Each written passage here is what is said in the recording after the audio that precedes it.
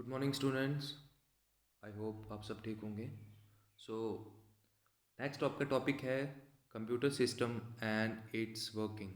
ठीक है, अभी तक आपको मैंने बेसिक्स में बता दिया सब कुछ। नेक्स्ट आपका टॉपिक है कि कंप्यूटर सिस्टम क्या है और इसकी वर्किंग कैसे है। ठीक है, अब देखो, दो पिक्चर्स मैंने आपके सामने रखी हुई हैं। ठीक है, एक ये वाली और एक ये वाली। ठीक है,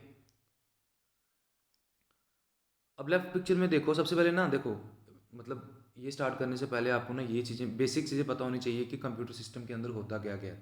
देखो, आपका तो सिंपल एक वोकेशनल कोर्स है ना, आपको कोई इसमें रिसर्च नहीं करनी है कि आपको एक एक पार्ट को डायग्नोस करना है या एक एक पार्ट को रीड करना है कि इसकी क्या फंक्शनिंग है, ये कहाँ से आया था, कैसे हुआ था, ये है। आपको सिंपल एक बेसिक आइडिया देना है। ठीक है, और वो मैं आपको इस पिक्चर से बताऊँगा। ठीक है, एक सेकेंड।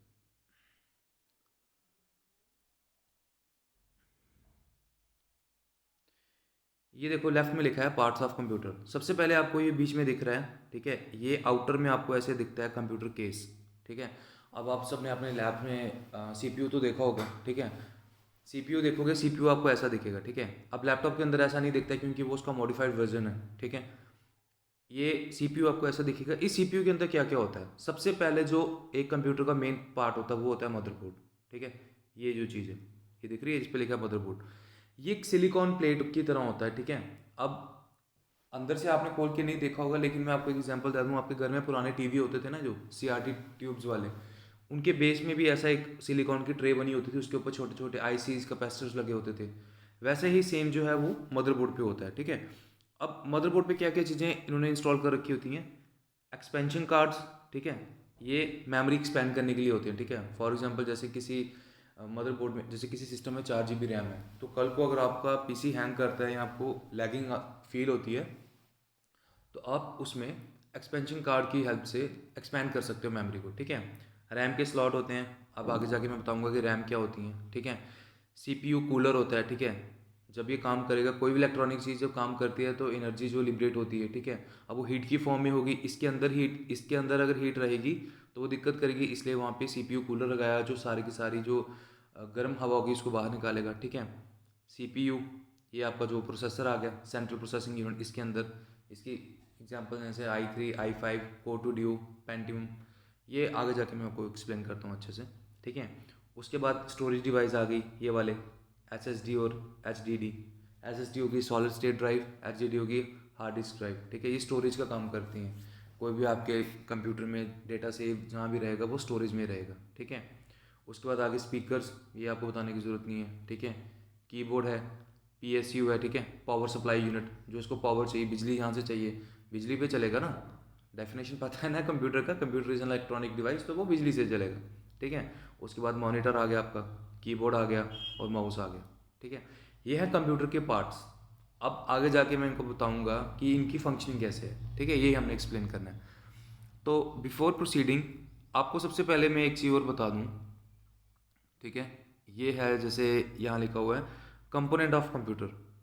ठीक है, अब देखो, कंप्यूटर, सबसे पहले कंप्यूटर काम करता कैसे है। ठीक है, मैं आपको एक सिंपल सी एक एग्जांपल देता हूँ। ठीक है, दो लोग आपस में बातें कर रहे हैं। ठीक है, जिसको कुछ भी नहीं पता उसको वहाँ से समझ आ जाएगा। दो लोग आपस में बातें कर रहे हैं। ठीक है, अब उनका बात करने का तरीका क्या होता है, बात करने का तरीका ऐसा होता है, दो लोग आपस में बात करेंगे, एक अपने मुंह से बोलेगा। जैसे फॉर एग्जांपल, एक ने उसको बोलना है कि तुम सुबह क्या खा के आए थे। ठीक है, अपने मुंह से बोलेगा ना, इशारों से उसको एग्जैक्टली समझ नहीं आएगा, वो मुंह से बोलेगा।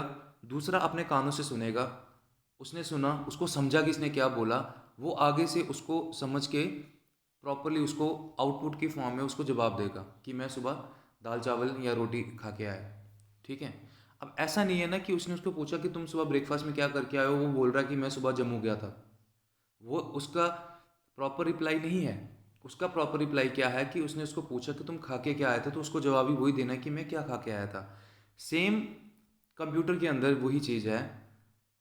इनपुट जो यूनिट होता है ना, ये जो है इनपुट यूनिट, ठीक है, इसकी हेल्प से आप कंप्यूटर को क्वेश्चनिंग करते हो। ठीक है, अब इनपुट यूनिट क्या क्या होता है ये पीछे मैंने एक बार बताया भी था। ठीक है, अब ये तो आपको पता होगा, इनपुट डिवाइस और आउटपुट डिवाइस। जिसको नहीं पता है वो बता देता हूँ। जैसे ये लिखा हुआ है, माउस है, कीबोर्ड है, माइक्रोफोन एटसेट्रा है, ये है इनपुट डिवाइस। इनकी वजह से आप कंप्यूटर को क्वेश्चन पुट अप करते हो।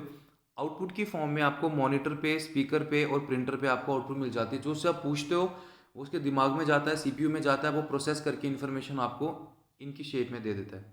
ठीक है। अब बीच में है सेंट्रल प्रोसेसिंग यूनिट।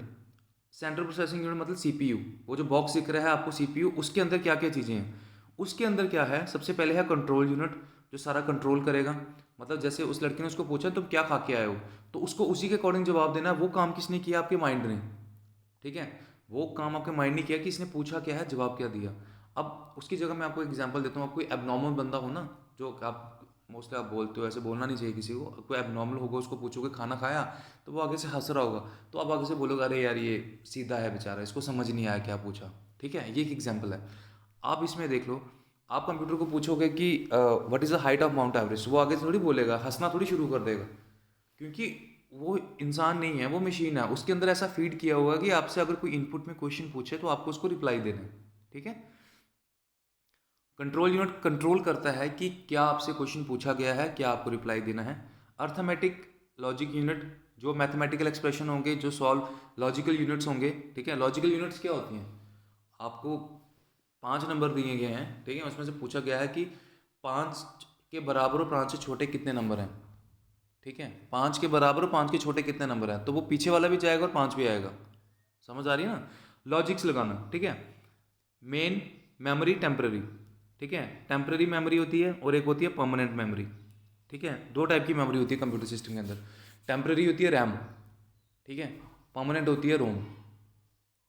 ठीक है। ये क्या करती हैं, ये आगे जाके मैं आपको एक्सप्लेन करूंगा। रैम मतलब आप अपने माइंड में ये चीज़ रख लो कि जो रैम जो है वो टेम्परेरी मेमोरी है, रोम जो है वो परमानेंट मेमोरी है। ठीक है। चलते हैं नेक्स्ट स्लाइड पे। ये आ गया आपका फर्स्ट स्लाइड, आ गई आपकी मदरबोर्ड। मदरबोर्ड क्या होता है? देखो ये जो दिख रही है ना पिक्चर में, इसको बोलते हैं मदरबोर्ड। इसी के ऊपर सारा सिस्टम इन्होंने सेटअप कर रखा होता है। अब जैसे मैं आपको इस पिक्चर में बता दूं, ये जो है ये है प्रोसेसर, ये रैम के स्लॉट हैं, ये छोटे छोटे कैपेसिटर हैं, ये यूएसबी पोर्ट हैं, ये एचटीएमएल हैं। मतलब अब देखो, जब मान लो आपने एक लैपटॉप लिया, ठीक है, लैपटॉप के अंदर ये पूरा सेटअप है, लेकिन आपको ये सेटअप क्यों दिखाना है? आप तो यूज़र हो ना, आप डेवलपर नहीं हो। आपने लेना उससे काम, आपने पैसे खर्चे हैं, लेकिन इसके अंदर यही चीज़ है। और आपको बाहर से वही चीज़ दिखती है कि जो यूज़र फ्रेंडली हो। आपको साइड से यूएसबी का पोर्ट दिखेगा जिसके साथ आप माउस या कीबोर्ड लगा के काम कर लो। उसके अंदर ये चीज़ है। ठीक है। ये मैंने आपको बताया, ये रैम के स्लॉट्स हैं, ये इसका सीपीयू है। ठीक है। सीपीयू के अंदर, सॉरी, ये प्रोसेसर है। जैसे अभी करंटली हमारा चल रहा है i9 चल रहा है, ठीक है, इंटेल i9। ये स्टार्ट हुए थे बड़े पुराने से, ठीक है। कोर 2 ड्यू आता था, आपको शायद पता होगा, कोर 2 ड्यू आता था। फिर ये अपना, सॉरी, पहले पेंटियम था। पेंटियम से पहले बड़े सारे 4005 इंटेल ने निकाला था। ठीक है। वहाँ से ये जनरेशन चलती आ रही, चलती आ रही है। आपको वो, आप कंप्यूटर साइंस की स्टूडेंट नहीं हो, आपको सिर्फ एक बेसिक्स है, तो इसलिए मैं आपको बता रहा हूँ। आपको अगर वो भी पढ़ना है तो मैं आपको लिंक प्रोवाइड कर दूंगा, वहाँ से पढ़ सकते हो। ओके। उसके बाद ये रैम की स्लॉट्स आ गई, ये मदरबोर्ड आ गई, ग्राफिक कार्ड आ गया। ठीक है। ये सारे बीच में आ गए। अब एक ग्राफिक कार्ड, एक न्यू चीज़ आई है। तो ग्राफिक कार्ड क्या होता है? ग्राफिक कार्ड होता है जब आप कोई चीज़ देखते हो ना, कंप्यूटर में काम करते हो, जो आपकी ग्राफिक्स की मतलब क्वालिटी होती है, उसको वो इन्हेंस करते हैं। ठीक है। फॉर एग्जांपल आप एक पिक्चर देख रहे हो, नॉर्मल वीडियो में देखोगे तो आपको पिक्चर देखने में मज़ा नहीं आएगा, लेकिन आप जब क्लैरिटी में ग्राफिक कार्ड होगा तो उसकी क्लैरिटी और अच्छी हो जाएगी।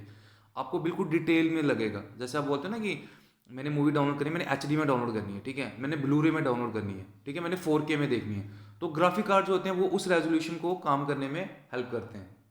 ग्राफिक कार्ड होंगे तो वो 4K में और ज़्यादा अच्छा चलेगा। ठीक है।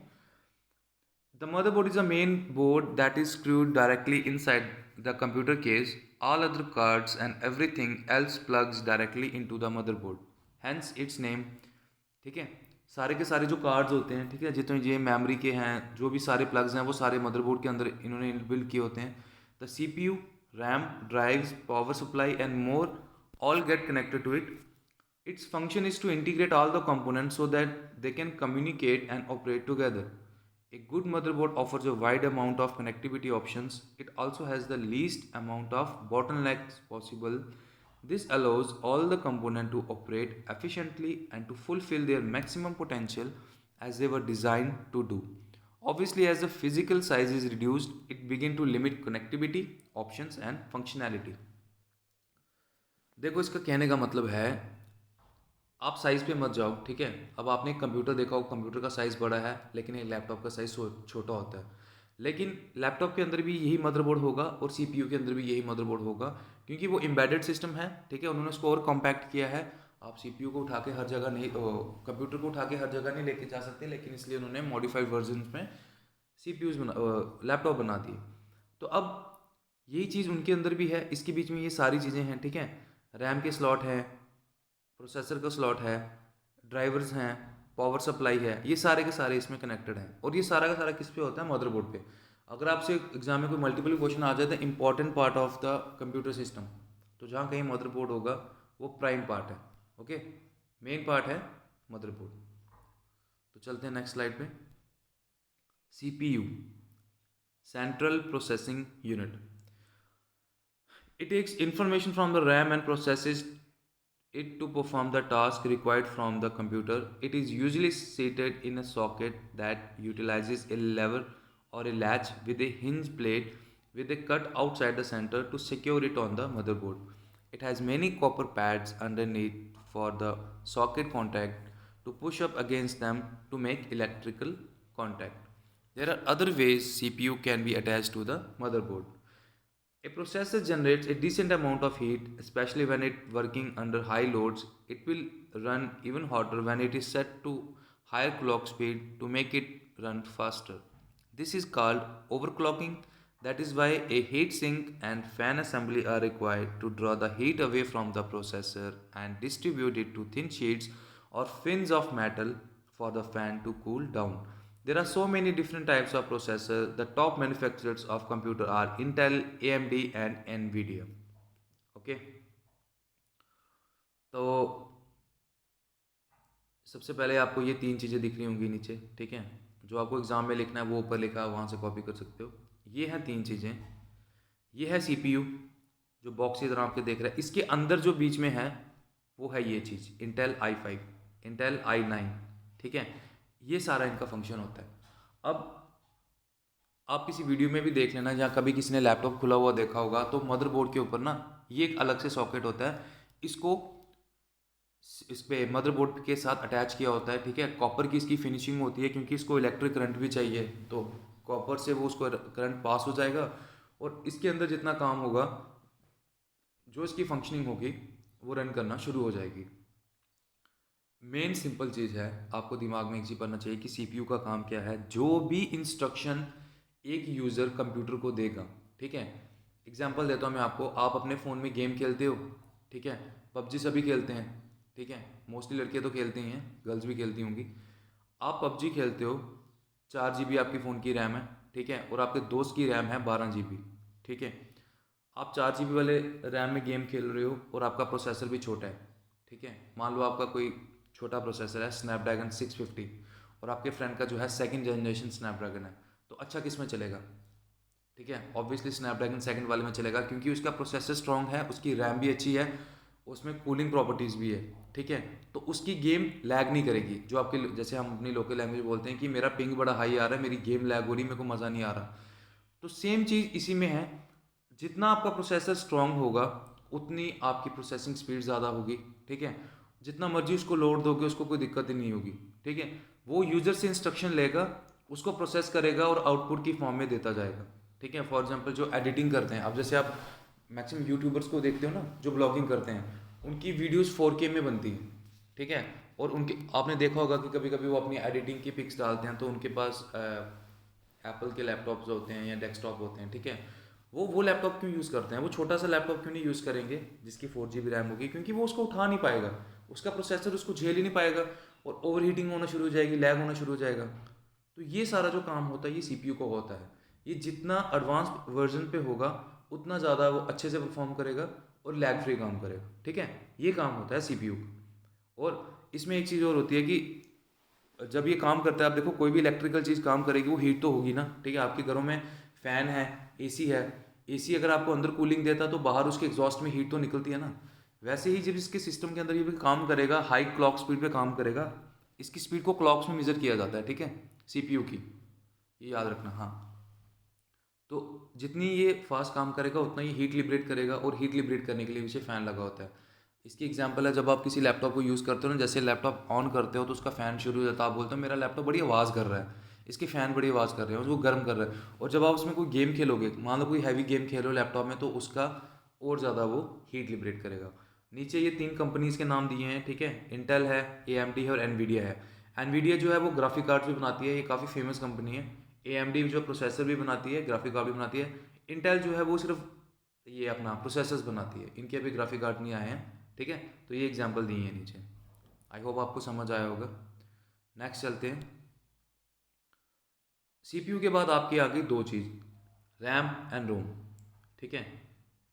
ये रैम और रोम ना इतना वास्ट कॉन्सेप्ट है, इस पे लोग रिसर्च भी करना शुरू कर देते हैं। तो आपको रिसर्च तो नहीं करनी है, लेकिन आपको सिंपली पता होना चाहिए कि रैम और रोम क्या होती है। जो लोग पहली बार सुन रहे हैं, ठीक है, उनको मैं एक सिंपल बेसिक सी बताता हूँ, रैम और रोम में फ़र्क क्या होता है। रैम होती है फ़ोन की टेम्परेरी मेमोरी, ठीक है। अब देखो, जब मैं फ़ोन का नाम ले रहा हूँ, फ़ोन ले रहा हूँ या किस सिस्टम ले रहा हूँ, मैं कंप्यूटर ले रहा हूँ, आप समझ जाना सबके लिए सेम ही है। क्योंकि देखो, मोबाइल भी क्या है, मोबाइल भी तो आज के टाइम का कंप्यूटर ही है।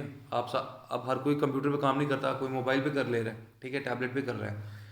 तो रैम की फुल फॉर्म है रैंडम एक्सेस मेमोरी, रोम की है रीड ओनली मेमोरी। रैम जो है टेम्परेरी मेमोरी है, रोम जो है वो परमानेंट मेमोरी है। काम क्या है, जैसे ही आप सिस्टम ऑन करते हो, ठीक है, जैसे आपने लैपटॉप या मोबाइल ऑन किया, जितनी भी आपकी फंक्शनिंग है, कोई भी ऐप खोलना, ऐप खोलते खोलते फ़ोन कर लेना, ऐप किसी ऐप पे काम करते, व्हाट्सएप खोलते खोलते व्हाट्सएप वीडियो कॉल करते रहना, ये सारे के सारे काम कौन करता है, ये सारे के सारे काम आपके करवाता है रैम, ठीक है। जितनी फ़ोन की अच्छी रैम होगी, इतना ये अच्छे से काम करेगा। वही सेम एग्जांपल, जिसकी फ़ोन की 12 GB रैम होगी वो ना तो हैंग करेगा और उसकी स्मूथ फंक्शनिंग होगी। अब जिसकी फ़ोन की मेमोरी है 4 GB या 2 GB, आप उसको बोलो एक टाइम पे गेम भी खेलो, उसके साथ वीडियो चैट भी कर, वो नहीं कर पाएगा, वो फ़ोन बंद हो जाएगा, हैंग हो जाएगा। क्यों? क्योंकि उसकी रैम कम थी। रैम क्या करता है, आपकी जो इनिशियल प्रोसेसेस होते हैं उनको हेल्प करने में, मतलब उनको ऑपरेट करने में हेल्प करता है। और जो रोम होता है वो दूसरी साइड क्या होता है, वो स्टोरेज है, वो परमानेंट स्टोरेज है। आपके फ़ोन में जो गैलरी में जो फोटोज़ होते हैं ना, वो सारे रोम की फॉर्म में होते हैं। तभी आप जब फ़ोन लेने जाते हो ना, अब कंप्यूटर की फॉर्म में तो मैं आपको नहीं बता पाऊंगा, उसमें तो हार्ड ड्राइव पड़ती है, क्योंकि उसकी स्टोरेज अलग टाइप की होती है, ठीक है। फ़ोन के लिए बता देता हूँ क्योंकि आपको याद रहेगा, जब भी आप किसी ऑनलाइन या किसी शॉप पे फ़ोन लेने जाते हो तो आप बोलते हो कि क्या क्या मेमोरी है, वो दुकानदार आपको बोलता है कि क्या कॉन्फ़िगरेशन चाहिए आपको। कॉन्फ़िगरेशन होती है कि आपके सिस्टम की क्या रिक्वायरमेंट है। आप बोलते हो जी मुझे 6 GB रैम चाहिए और 128 GB स्टोरेज चाहिए। वो जो 128 GB स्टोरेज है ना, वो रोम होती है, ठीक है। 6 GB जो है वो रैम है, 128 GB है जो रोम है। आई होप आपको समझ आ गया होगा। अब आपको ये जो लिखा हुआ है ये भी समझ आ जाएगा। RAM is a data storage device that can provide read and right process. RAM is also volatile, which means it loses all the stored information. It stored data when power is lost, ठीक है। इसका example है, आप अपने phone में WhatsApp खोला हुआ है, ठीक है, वो आपकी रैम ने वहाँ पे काम किया। द मोमेंट आप फ़ोन स्विच ऑफ कर दो, उसके बाद स्विच ऑफ करके ऑन करो, वो व्हाट्सअप वहाँ पे नहीं खुला होगा, उसको दोबारा से खोलना पड़ेगा। क्यों? क्योंकि वो टेम्परेरी मेमोरी थी, रैम ने वो मेमोरी प्रोवाइड किया आपको, लेकिन आपने फ़ोन स्विच ऑफ कर दिया, उसके बाद दोबारा खोला तो आपको दोबारा से उस मेमोरी को इनिशिएट करना पड़ेगा, ठीक है। The RAM keeps data ready for the CPU to process. The speed of the RAM is big contributor to the overall speed of a computer. It plugs directly into a long slot that connect on either side of the slot. It too has a clock speed just like a processor, so it can be overclocked to deliver increased performance beyond the intended specification. Certain RAM modules are sold with a heat spreader. It helps dissipate the heat from the individual memory ICs, keeping them cooler. RAM has evolved like any other component. RAM used on the motherboard often uses DDR, double data rate, SDRAM, synchronous dynamic random access memory. देखो, इसका कहने का मतलब है कि RAM क्या है। RAM एक वोलेटाइल मेमोरी है जो आपके सिस्टम की फंक्शनिंग में हेल्प करती है। ये सीपीयू के प्रोसेस के बीच में रिजर्व रहती है, ठीक है। रिजर्व रहने का मतलब क्या हुआ, आपने अपना फ़ोन खोला, ठीक है, आपने अपना फ़ोन खोला, आपने व्हाट्सएप खोला, वो उसी वक्त खुल गया। उसके बाद आपने इंस्टाग्राम खोला, वो भी उसी वक्त खुल गया। और फिर उसके बाद आपने गेम खोल दी, पबजी खोल दी, वो भी वहीं खुल गया। उसके बाद आपने गैलरी खोल दिया, वो भी खुल गया। तो रैम का ये सारा काम था, वो आपको इतना कम टाइम देती है सोचने के लिए कि जैसे आपने उसको क्लिक किया, वो रिजर्व रहती है कि मेरे यूज़र ने ये चीज़ चाहिए तो मैं उसको वो चीज़ प्रोवाइड करूँ। तो ये सारा काम रैम का होता है, ठीक है। अब जैसे ही आपने उस पर क्लिक किया वो खुलना शुरू हो जाएगा, हर एक प्रोसेस खुलना शुरू हो जाएगा, हर एक एप्लीकेशन खुलना शुरू हो जाएगी। वो सारा का सारा काम जो होता है वो रैम का होता है। और इसके बाद इसने दिया हुआ है कि DDR, RAM used other on the motherboard often use DDR। अभी आप देखना, जैसे आप ना इस वीडियो को देखने के बाद जैसे मैं आपको एग्जांपल देता हूँ, आप वन प्लस की साइट पे जाना, वहाँ पे जो उनका लेटेस्ट मोबाइल आया ना, ठीक है। देखो मैंने यहाँ पे देखो, आपको मैं रट्टा मारने के लिए नहीं बोलूँगा, आप रियल टाइम एग्जांपल देकर चलो। आप अमेजोन पे जाके ना वन प्लस का वो स्टोर खोलना, ठीक है। वहाँ पे लिखा होगा मतलब कोई वन प्लस का अभी करंटली मेरे ख्याल से 11R आ रहा है, आप उसको खोलो, उसकी स्पेसिफिकेशन में जाना, वहाँ पे लिखा होगा 12 GB 12 GB LPDDR LPDDR RAM, ठीक है। वहाँ देखना LPDDR, वो ये चीज़ है। DDR का मतलब होता है डबल डेटा रेट। तभी आपने आपके दोस्त ने, जिसके पास भी कोई वन प्लस का फ़ोन होगा, वो बोलेगा अरे यार मेरा फ़ोन तो कम लैग करता है, ठीक है। मेरा फ़ोन लैग नहीं करता, क्यों करता? क्योंकि उनकी जो रैम होती है वो DDR पे चलती है, ठीक है। SD RAM, synchronous dynamic random access memory, ये डायनेमिकली चलती है, ठीक है। SD रैम होती है, एक डी रैम होती है, एक स्टैटिक पे चलती है, एक डायनेमिक पे चलती है, ओके। उसके बाद आ गया आपका रोम, अब बताने की ज़रूरत नहीं है, ठीक है। वो टेम्परेरी था, ये परमानेंट था। ये सारे वो काम करेगा जिसके लिए परमानेंट रोम को परमानेंट मेमोरी वहाँ पे चाहिए, ठीक है। इसका सबसे बेस्ट एग्जांपल है ये जो है फर्मवेयर, ठीक है। आपका जब सिस्टम ऑन होता है ना, जब आपका मोबाइल ऑन होता है तो उसके बीच में एक बायोस का सॉफ्टवेयर होता है। बायोस होता है बेसिक इनपुट आउटपुट सिस्टम, ठीक है।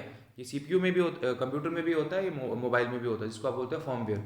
और जैसे आप स्विच ऑन करोगे, ऑन से लेके मेन स्क्रीन आने तक जितना काम होता है वो सारा का सारा यहाँ पे होता है, ठीक है। वो जो है ना आपका फर्मवेयर है, वो रोम के अंदर से होता है, ठीक है। तभी आपने देखा कई बार आपके फ़ोन हैंग हो जाते हैं, तो आप उसके क्या बोलते हो, सिस्टम में जाके आप सिस्टम सेटिंग में अपडेट आई होती है, जैसे आप फोन अपडेट करते हो तो वो बिल्कुल एक फ्रेश हो जाता है, ठीक है। वो क्यों होता है? क्योंकि उसका फर्मवेयर का जो है उसको सॉफ्टवेयर अपडेट आई होती है और वो प्रॉपरली फंक्शन करना शुरू कर देता है। आई होप आपको समझ आया होगा, मैंने बिल्कुल एक लो लेवल पे समझाया, समझाने के लिए। बाकी जो आपको एग्जाम में क्वेश्चन आएगा वो आपको सिंपल आएगा, what do you mean by RAM and ROM, ठीक है। What do you mean by computer and what are storage device, तो आप उसमें ये चीज़ बता सकते हो। ये मैंने इसकी फ़ोटोज़ भी रखी हैं यहाँ पे, ठीक है। ये रैम है दोनों, ये रोम है, ठीक है। ये परमानेंट होती हैं, ठीक है। ये दो हैं, ये दोनों परमानेंट हैं, और ये लेफ्ट में जो है ये टेम्परेरी होती हैं, ओके।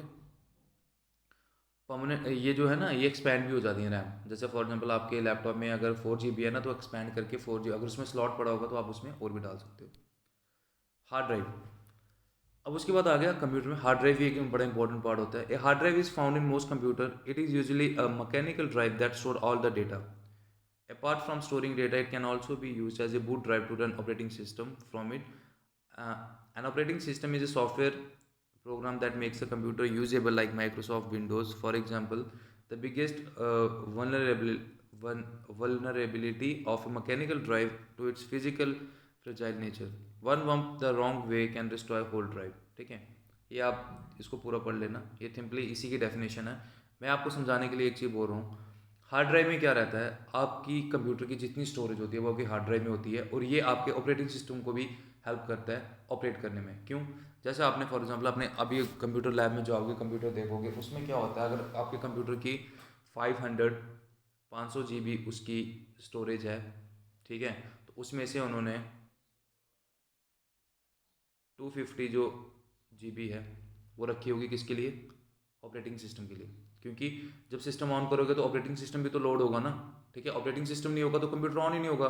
तो 250 GB जो है उन्होंने स्टोरेज वहाँ से निकाल के किसके लिए रखी होगी? सिस्टम सेटिंग के लिए, ठीक है। इसकी एग्जांपल मोबाइल में ये है, आप अपने फ़ोन में जाके देखना, आपके फ़ोन की अगर 64 GB स्टोरेज है ना, तो 30 GB जो है वो ऑलरेडी रिजर्व्ड आएगी, जिसके बीच में क्या पड़ा होगा? ऑपरेटिंग सिस्टम, ठीक है। आप बोलते रहे मेरे फ़ोन में तो इतना डेटा ही नहीं है, ये सारी मेमोरी कहाँ चलेगी? अब जो एंड्रॉयड प्ले स्टोर का सारा ऑपरेटिंग सिस्टम है वो भी तो कहीं भी जाएगा ना, तो वो रोम में आता है आपके फ़ोन में, यहाँ पे आता है सिस्टम में, आता है हार्ड ड्राइव में, ओके। ये हार्ड ड्राइव है, ये एक्सटर्नल हार्ड ड्राइव अटैच हुई है, अंदर से ये ऐसी होती है, ठीक है। कॉम्पैक्ट डिस्क की फॉर्म में होती है। कॉम्पैक्ट डिस्क एक अलग चीज़ है, उसकी तरह शेप होती है, उसकी तरह इसमें स्टोरेज होती है, ठीक है। ये आप यहाँ से देख लो। नेक्स्ट आ गया आपका सॉलिड स्टेट ड्राइव। पहले हार्ड ड्राइव आती थी, हार्ड ड्राइव का मॉडिफाइड वर्जन आजकल आना शुरू हुआ है, उसको बोलते हैं एसएसडी। ठीक है, ये क्या होती है, इसकी स्पीड उससे ज़्यादा होती है, होता सेम ही है, ये आपकी प्रोसेसिंग को और फास्ट कर देती है। अगर आपने किसी ने देखा होगा आजकल जो लैपटॉप आ रहे हैं उनकी बहुत ज़्यादा फास्ट स्पीड है, वो इसी की वजह से, किसकी वजह से, एसएसडी की वजह से। SSD is a non volatile storage device which stand for solid state drive. SSD store the data on flash memory chips and maintain the data in permanent state. ठीक है, when it is when the power is off, power off ही हो जाएगी तब भी data उसके अंदर रहेगा, परमानेंट मेमोरी है। Okay, sometime the storage device also called as SSD. As compare to electromechanical mechanical drive, SSD have lower latency and access quickly. ये चीज़ मैं आपको बोल रहा था कि इसकी स्पीड बहुत ज़्यादा होती है। ठीक है, डेटा जो आप आपके लैपटॉप में अगर एसएसडी है ना, तो आप पेन ड्राइव में डेटा डालोगे तो वहाँ पे भी 20 to 30 MB/s की स्पीड से जाएगा। ठीक है, वेर एज अगर HDD होता, हार्ड ड्राइव होती, तो इतनी स्पीड नहीं होती। ठीक है, ये इसकी एग्जांपल है। ये जो मैंने अभी आपको बोला, उन दोनों का जो सारा का सारा क्रक्स है वो यहाँ पे है। एग्जाम में ये अगर क्वेश्चन आ भी सकता है आपको, अगर क्या है, क्योंकि ये इंपॉर्टेंट क्वेश्चन है, क्योंकि आजकल ट्रेंड के हिसाब से क्वेश्चन पुटअप होते हैं, एसएसडी क्या होती है और एचडीडी क्या होती है। ठीक है, अगर आपको ये क्वेश्चन आ जाए तो आप उनके ये पॉइंट्स बता सकते हो। ठीक है, इसमें एब्रीवेशन है, इसकी स्पीड ज़्यादा होती है और एचडीडी की स्पीड कम होती है। ठीक है, the size of SSD more compact, इसका साइज़ छोटा होता है, इसका साइज़ बड़ा होता है। ठीक है, ये एक्सपेंसिव होती है ज़्यादा, ये थोड़ी सस्ती होती है। ठीक है, इसमें मैग्नेटिक इफेक्ट होता है, safe from the magnetic effect, magnetic effect से डेटा करप्ट नहीं होती। ये जो होती हैं इसमें मैग्नेटिक इफेक्ट की वजह से डेटा हैंग भी हो जाता है, रिमूव भी हो जाता है, करप्ट भी हो जाता है। एचडीडी में डेटा करप्ट नहीं होता। ठीक है, ये इसकी डिफरेंसेस हैं। नेक्स्ट आ गया जी आपका कंप्यूटर, सॉरी मॉनिटर। मॉनिटर क्या चीज़ है, ये भी आउटपुट डिवाइस है, ये कंप्यूटर की फंक्शनिंग में ही आता है। It is a flat screen computer monitor which stand for light emitting diode display. It is lightweight in terms of weight and has a short depth. As a source of light, it uses a panel of LED. Nowadays, a wide number of electronic devices, both large and small devices, such as laptop, screen, mobile phone, TV, computer, monitor, tablets, and more, use LED display. अब ये भी computer का एक part है आपकी जैसे आपका topic है ना कि computer and it's component, working of computer and it's component, तो उसके बाद मॉनिटर भी एक असेंशियल कंपोनेंट है। ठीक है, असेंशियल कंपोनेंट इसलिए है कि कुछ भी जो प्रोसेसिंग करोगे आपको आउटपुट कहाँ दिखेगी। ऐसा तो नहीं है ना कि कीबोर्ड पे दबाओगे what is the height of mount Everest, तो अंदर से सिर्फ स्पीकर ही बोलेगा, आपको दिखेगा तो ज़्यादा अच्छा लगेगा। ठीक है, आउटपुट तो कहीं दिखेगी ना, उस चीज़ को पूरा करता है आपका मॉनिटर। ठीक है, मॉनिटर का सारा काम होता है इसमें। अब आपको हिस्ट्री में जाने की ज़रूरत नहीं है, लेकिन फिर भी डिटेल से थोड़ा सा बता देता हूँ कि सबसे पहले क्या आता था, वो बड़ा वाला टीवी की तरह आता था, CRT। ठीक है, उसके बाद उसमें थोड़ा इम्प्रूव हुआ। ठीक है, इम्प्रूवमेंट के बाद वहाँ पे आपका LCD पैनल आए। ठीक है, ठीक है, LCD पैनल के बाद LED आ गए, लाइट इमिटिंग डायोड। ठीक है, LED के बाद आजकल 4K आ रहा है, अब 8K आ रहा है, OLED डिस्प्ले आ रहा है। ठीक है, अब दिन ब दिन प्रोग्रेस होती जाएगी तो और शार्प और क्रिस्प मॉनिटर्स आना शुरू हो जाएंगे, डिस्प्लेज आना शुरू हो जाएंगे। बट ये एक मैंने बेसिक बता दिया है, इसका काम क्या होता है, आपको आउटपुट प्रोवाइड करना। ठीक है, it includes a broader dimming range, it is more reliable monitor, it is often less expensive, it consumes less power 20 watt and run on lower temperature. ठीक है, it has more dynamic contrast ratio. ये सिर्फ इसके function है, main अब इसका यही function है कि आपको आउटपुट प्रोवाइड करेगा। ठीक है, बाकी ये है कि पुराने वाले जो थे वो लाइट भी ज़्यादा लेते थे। ठीक है, CRT जो ट्यूब्स आती थी वो जो उनसे बनते थे जो मॉनिटर, वो लाइट ज़्यादा लेते थे, हैवी होते थे। ये इसके साथ आप आजकल कन्वर्टेबल वो लगा लो तो ये टीवी भी बन जाएगा। ठीक है, और आपका कंप्यूटर का काम भी कर देगा। एक स्विच आता है, कन्वर्टेबल स्विच आता है पीछे, वो HDMI की जगह लगता है, तो आप उस पर टीवी का काम भी ले सकते हो इससे, और मॉनिटर का काम भी ले सकते हो। पावर भी कम लेगा। ठीक है, स्क्रीन भी अच्छी देगा, आपको देखने में भी अच्छा लगेगा। ठीक है, उसके बाद आ गया आपका लास्ट कंपोनेंट जो है, लास्ट कंपोनेंट जो आपका है वो है माउस। माउस भी एक बहुत इंपॉर्टेंट कंपोनेंट है आपका कंप्यूटर सिस्टम का। A mouse is small hardware input device use by hand, हाथों से इसको यूज़ किया जाता है। It control the movement of the cursor on the computer screen which allow user to move and select folder, text, file and icon on the computer. It is an object which need to be put on hard surface to use. ठीक है, ये बच्चों की तरह बताने की जरूरत नहीं है कि उसके हार्ड सरफेस पे चलाओगे या कहाँ चलाओगे, आपने माउस से दो दो बटन होते हैं इसमें, लेफ़्ट वाला और राइट वाला। लेफ़्ट से आप सिंपली क्लिक कर सकते हो, राइट से आप सिंपली सेलेक्ट कर सकते हो।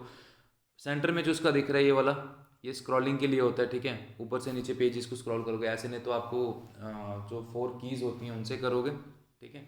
उनसे नहीं करोगे तो इससे कर सकते हो, ठीक है।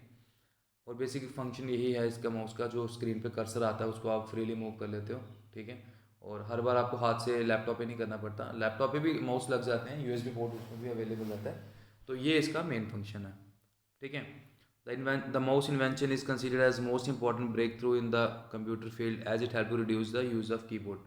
कीबोर्ड का यूज़ कम हो गया मोबाइल की वजह से। आपने देखा आजकल मैक्सिमम, जैसे आपने सिस्टम ऑन किया तो माउस से सारा काम हो जाता है, जब अनटिल एंड अनलेस आपको टाइप नहीं करना है, ठीक है। तो mouse is an essential component, ठीक है। सो ये थे, और भी बड़े सारे हैं लेकिन आपको सारे करने की जरूरत नहीं है, मैंने आपको सिर्फ बेसिक्स बता दिए हैं, ठीक है, कंप्यूटर सिस्टम और उसके कंपोनेंट की functioning, okay. So thank you so much. और हाँ, इस बार थोड़ा वीडियो थोड़ा लेट आया था, एक्चुअली मेरे खुद के एग्ज़ाम चल रहे थे, बट मैंने सारा मटेरियल बना दिया है, तो धीरे धीरे आपकी वीडियोज़ आना शुरू हो जाएंगी। तो थोड़ा वीडियो को, मैंने अभी तक कभी बोला ही नहीं है कि लाइक करो सब्सक्राइब करो। अगर आपको अच्छा लगे तो आप लाइक कर सकते हो, ठीक है, नहीं अच्छा लगे तो नहीं करोगे, but still I will make videos, okay. So thank you, have a nice day.